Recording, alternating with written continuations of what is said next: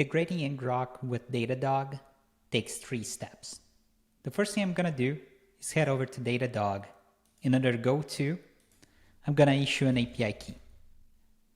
The API key is used by ngrok to send the event streams to Datadog correctly. I'm going to name this API key as ngrok for testing purposes, copy this API key, and this is the information I need to get going.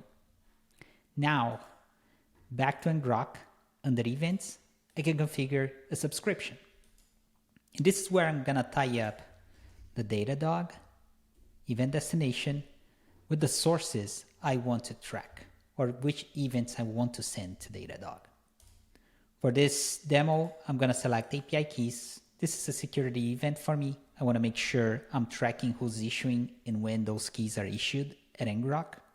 I'm also going to track HTTP requests completed and TCP requests or connections closed.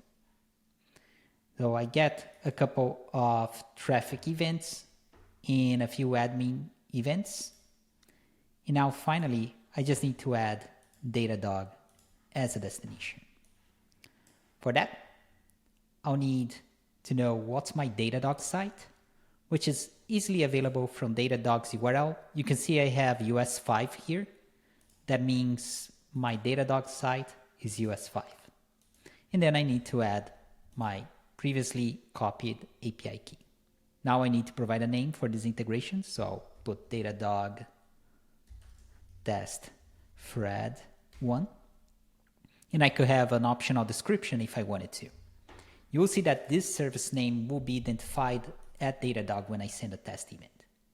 Now that the configuration is done, let's send a test event and see if that shows up at Datadog. First I hit send.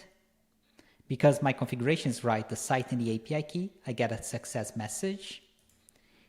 And if I go to Datadog, because Datadog log events instantly,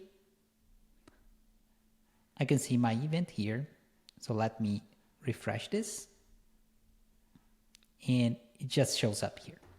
So you can see that the name matches. And here I have my test event. Now that the configuration is done, Datadog is able to capture all these events that are coming from ngrok.